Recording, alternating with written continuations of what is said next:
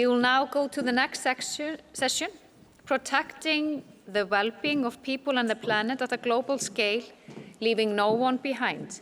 And I would like you to join me in welcoming the chair of the session, Hafdís Hanna Ægisdóttir, the director of the Sustainability Institute at the University of Iceland.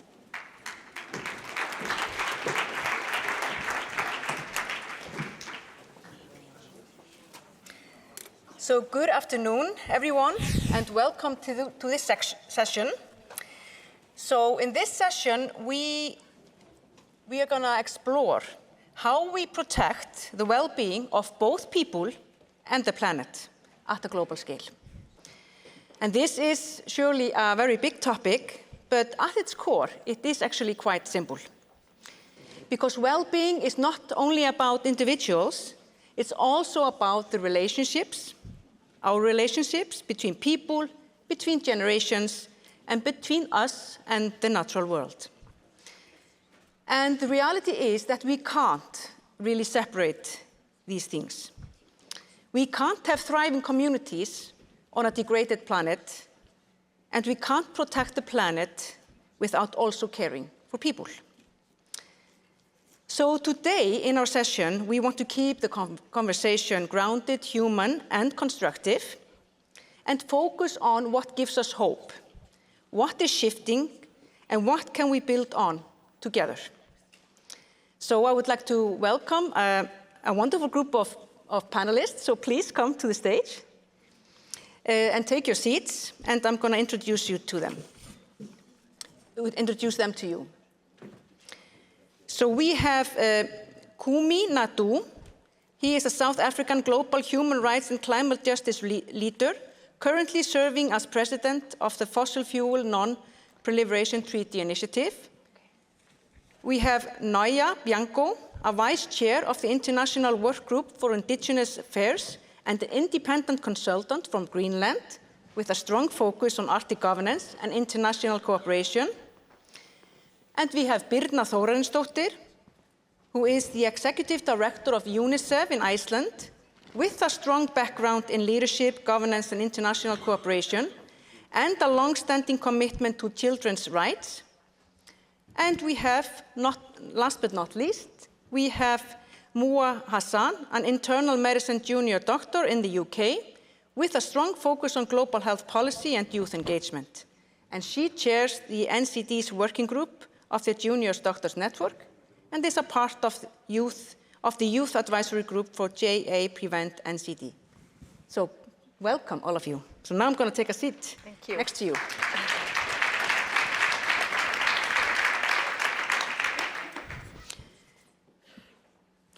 So I would like to start with a question to all of you. When you think about protecting the well-being of both people and planet, what is it that gives you hope right now? If we start with you, Kumi. I think it's very difficult to sugarcoat the moment that we are in to start off with, because none of us thought we will see the rise of authoritarianism, climate denialism, and so on that we are seeing. So we have to answer this question with what I would call informed hope and optimism. Mm-hmm. And for me, as somebody who's been fighting the struggles of our world since I was 15 years old, where my optimism comes from is I don't remember any moment in history of the last 4+ decades where the appetite for big structural and systemic change is as high as it is now. Having said that, I'm not saying that the majority of the people recognize that this is what's needed, but I think there is a recognition that we cannot continue to rearrange the deck chairs in the Titanic while humanity sinks, and ignore what Albert Einstein once said when he said the definition of insanity is doing the same thing over and over again, expecting to get different results. And so my optimism comes from that. And the second thing is young people and the voices of young people in all the struggles of our time. And young people are bringing not just the energy, but a new perspective on looking at old intractable problems that my generation sadly, abysmally failed to address. Thank you. Well said. Thank you, Kumi. What about you, Nauja? Well, I think first and foremost, it's important to state that I'm an independent consultant and I do a lot of work with a lot of different customers and clients and partners, but today I'm really here as the vice chair of what's called the International Work Group for Indigenous Affairs. And I'm here in my capacity as also being a native of Greenland, an Inuk from Greenland. So my perspective today is really trying to give the perspective of the indigenous peoples of the Arctic, the Inuit. And I think I would like to point to three things to begin with. And the first being the importance of incorporating indigenous perspectives in everything we do today. And I think one of the most important points in that is really to look into indigenous values. So some of the most pertinent indigenous values is choosing the collectivistic rather than the individualistic. And I think that's a point that goes well into the whole well-being economy forum. And it also goes for the economy when we speak about focusing on the collectivistic. And if I may, and pardon me for doing this also to my fellow country men and women in Greenland, but in Greenland, we're very poor capitalists, really, because we have such a focus on the collectivistic perspective in everything we do.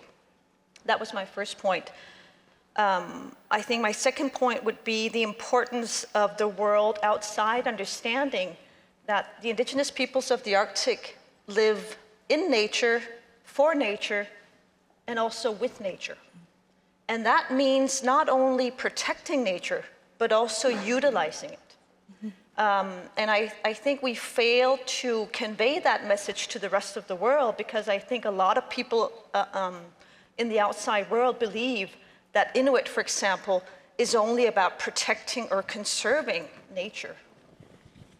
That's not the fact. We also claim the right to utilize it, but utilize it with our own decision-making processes. And that's not always the case in the Arctic. So I think that's the second point that's important to understand when we talk about indigenous values. And then the third and last point is really following from the two that we need good governance. And when it comes to indigenous peoples, not only in the Arctic, but globally, we must remember that we have the United Nations Declaration of the Rights of Indigenous Peoples. And a very important principle in the UN DRIP, as we also call it, is the FPIC, the free, prior, and informed consent, which is a concept and a principle that goes beyond a consultation process with indigenous peoples. And it goes beyond just a hearing process. It's actually more like a co-decision-making process. And I think these are just three valuable insights to go along with in this discussion. Thank you. Thank you so much.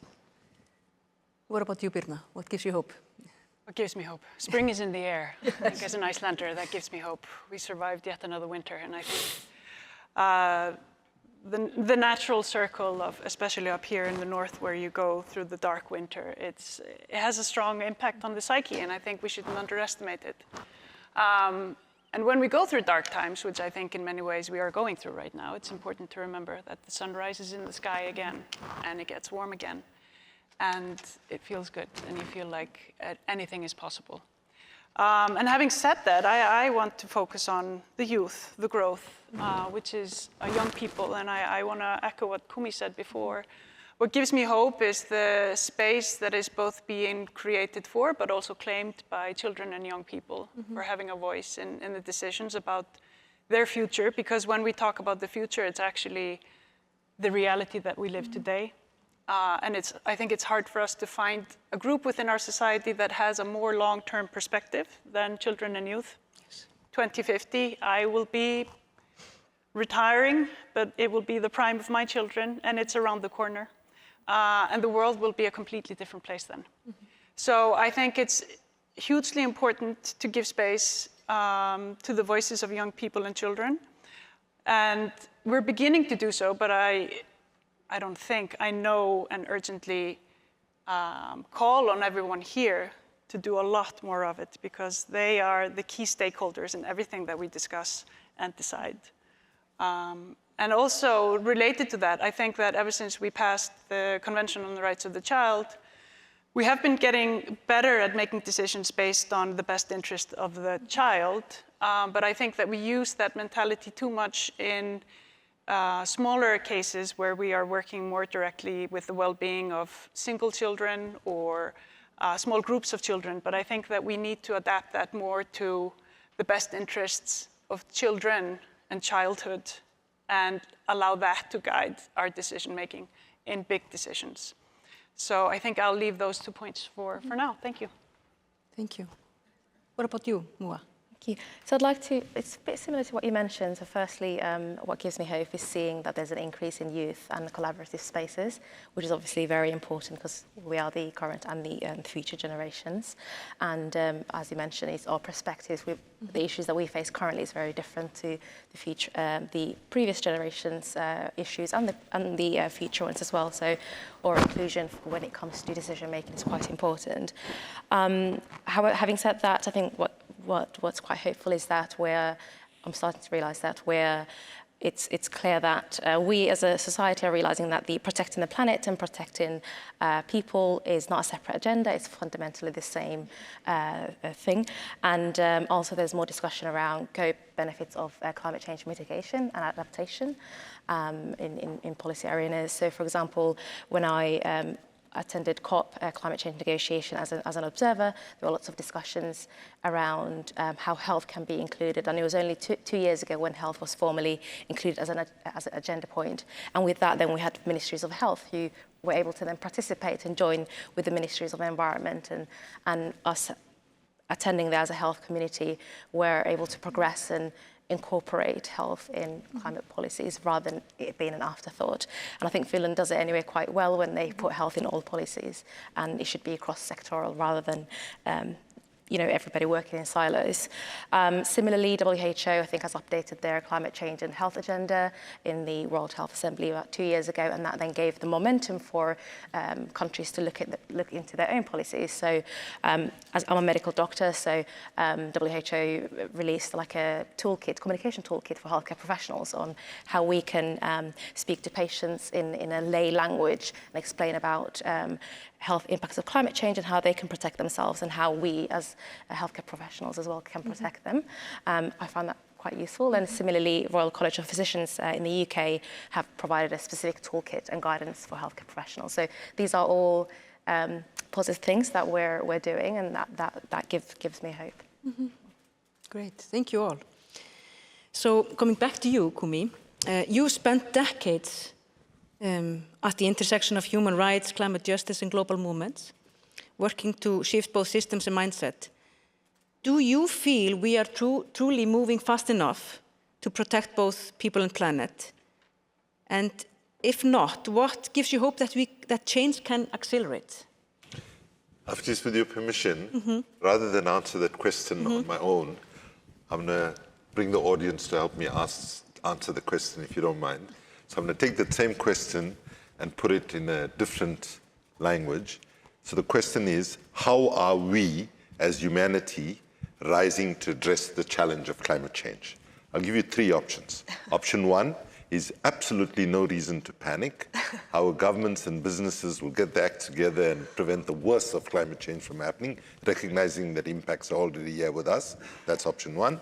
Option 2, we are in a deep crisis, but the window of opportunity is closing in terms of time and what the science tells us, but it is still within human ingenuity, creativity, courage, and innovation that we can broaden that window of opportunity and move us away from the suicidal trajectory that humanity currently is on. And option 3, if you don't mind me using a sentence from a language from South Africa, derived from Dutch, called Afrikaans, but it won't need translation. Option 3 would be, ons is deep, deep, deep in the kak. Okay? So option 1, no reason to panic. Option 2, every reason to panic, but we can turn things around. Option 3, it's too late. Anybody for option 1? Okay. 5 years ago, when I used to ask the same question, there used to be at least about 5% of people who used to put up their hands for option 1. Nobody anymore. Option 2? Option 3? Okay, there's a couple of people's hands, 1.5, like that. So let me be brutally honest with you. There are days when I wake up when it's option 1. There are days when I wake up, it's option 2. There are days when it wakes up, sorry, it's never option 1, I beg your pardon. It's always going between option 2 and 3. And I have to tell you, when Donald Trump was elected, it was option 4. Yeah. Okay, so what gives me hope is the kind of different approach we are bringing to the problem of addressing climate change. The first is what you introduced by bringing in health, what you introduced by bringing in indigenous rights, what you introduced by bringing young people, which is that we have to address the challenge of climate change with the wisdom that was given to us by the feminist movement decades ago, which is we need to do it with turbocharged intersectionality. Okay? We need to make sure that we don't continue to treat climate change as a standalone issue and as a environmental issue. We need to understand the reason we have the reality of climate change is a failure of our economic system, our energy system, our food system, our transport system, and so on. The second thing that gives me hope is that finally, even though fossil fuels is 86% of what drives the climate crisis, we've had 30 years of negotiations at the climate negotiations, and only 1 year fossil fuels was even mentioned in the outcome document in the weakest possible way. That's like Alcoholics Anonymous holding 30 years of conferences and don't have a backbone to mention alcohol in the outcome document. Okay? So the fact that it still didn't happen in Amazon, but because it didn't happen in the Amazon, the work that the Fossil Fuel Treaty has been doing with the Colombian government and governments from the Global South suddenly now, thankfully, has been formally legitimized by the UNFCCC by saying that the conversation for the phase out of fossil fuels now happens in Colombia and starts in the next 10 days.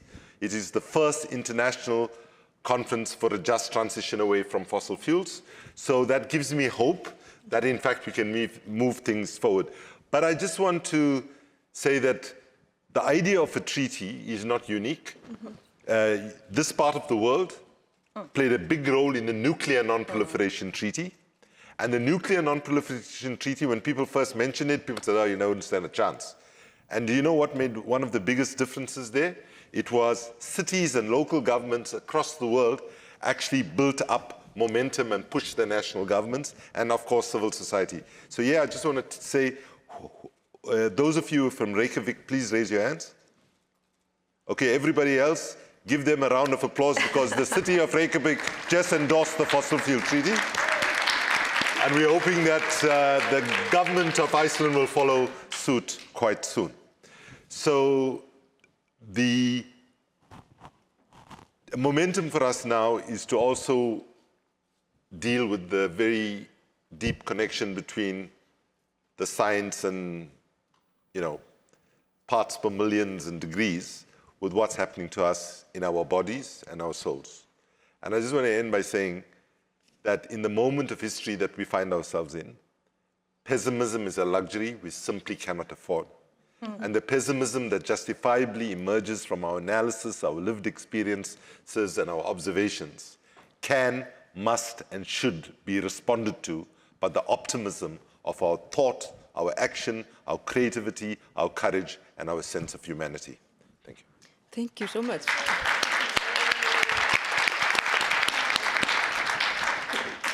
And what a great way to answer a question by including all of us. Thank you. So, Nauja, your work has focused on connecting people, policies and perspectives across the Arctic and internationally, often bringing very different worlds together.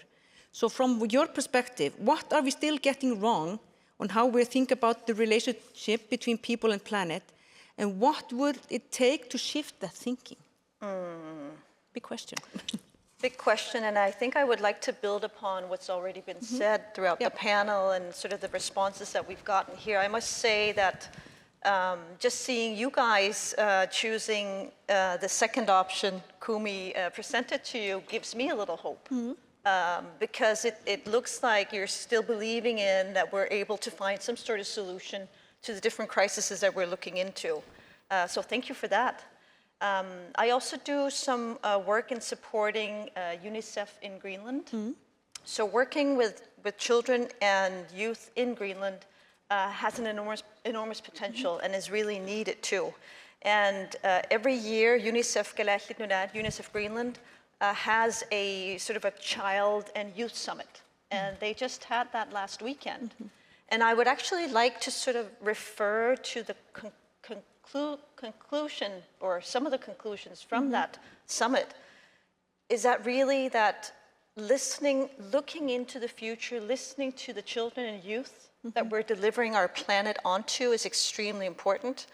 And the main conclusion of children and youth in Greenland was really that we need action. So they met with politicians of the Greenlandic government, and their main message was, we need action. So I agree with Kumi that there is an enormous appetite of transforming systems and influencing each other. And I would actually say that the current havoc coming from the US gives us a momentum of actually transforming those systems. So there's always a silver lining, even though we in Greenland, coming from Greenland, has had an enormous negative impact coming from the US. There's still a silver lining.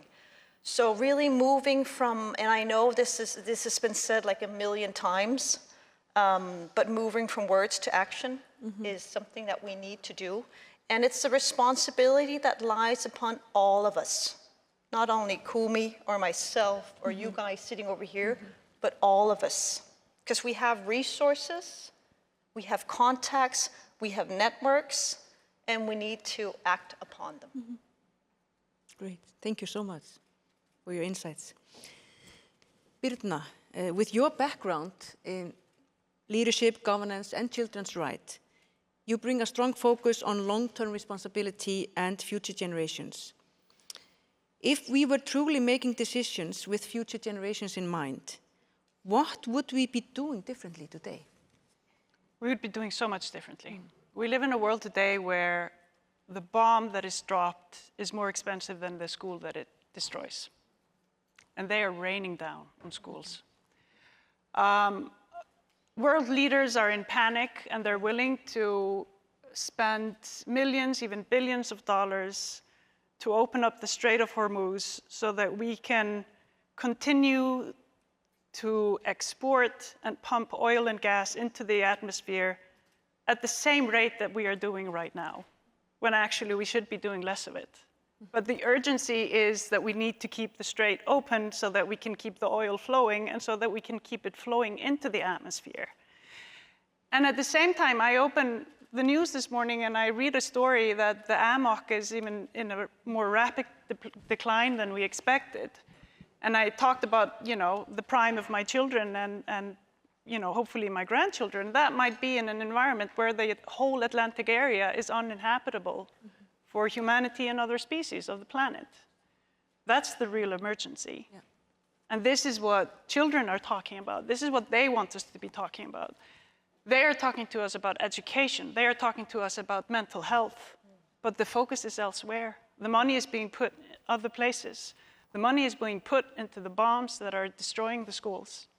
So no, the decisions are not being made the way that they would be made if we kept the well-being of future generations in mind.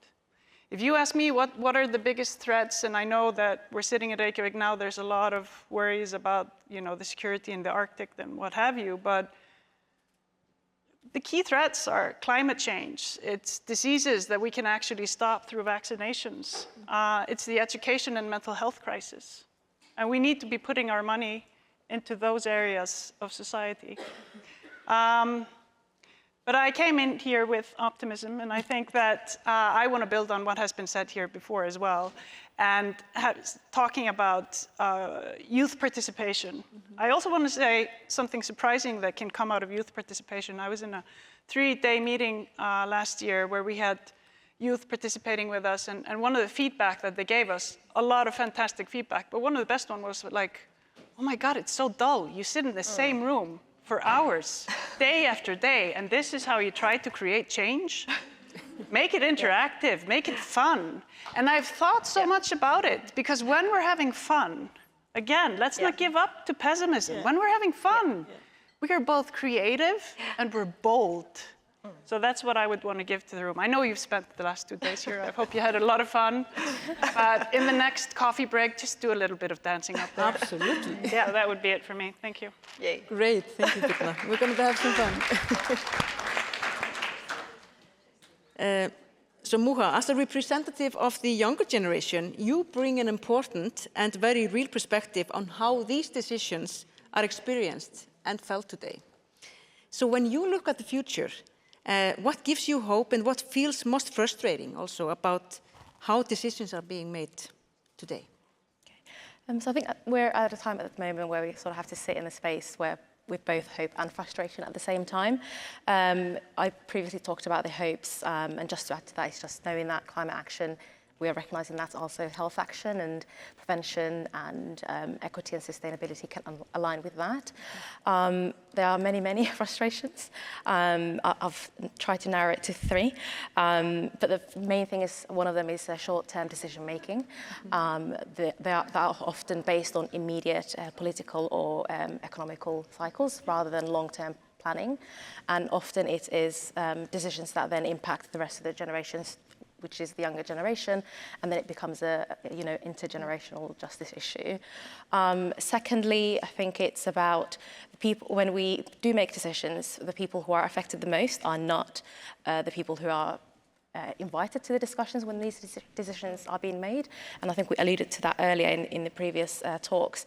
And we then risk having solutions that don't really align with lived realities, and as we mentioned, just wasting time. So instead of having vulnerable population, whether that's people with disabilities or people with lower income backgrounds or migrants, depending on your country's population, it's important to invite them to the discussions from the get-go and listen to their perspectives, and then design policies based on that. Because if we have policies that are already inclusive and have vulnerable people in mind already, it's then more likely to then work with it for everybody rather than the reverse.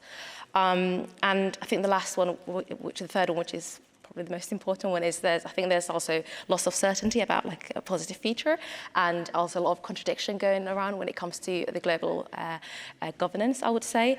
And the reason why I say that, like, we've got international agreements, we've got human rights frameworks that we have all agreed on globally that are meant to protect the planet and the people. Yet we all see, continuously violations to that every day, and with limited accountability. And as young people with social media and the news, we see that every day.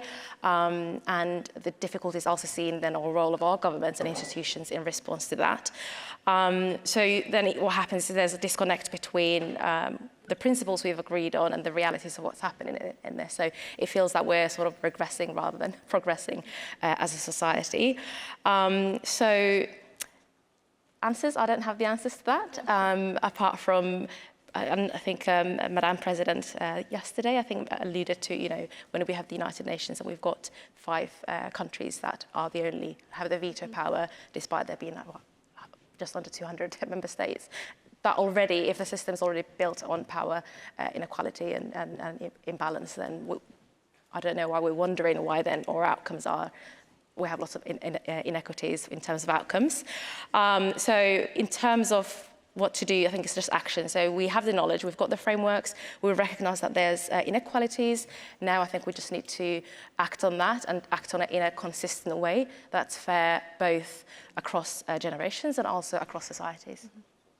Thank you. And time is up, but what a great conversation, and we could truly be here for much longer. So what we've heard here today is that while the challenges are real, so is the possibility for change. And it's not about choosing between people or planet, it's about recognizing that their well-being, both the people and the planet, is deeply connected. So thank you very much for the conversation. Thank you.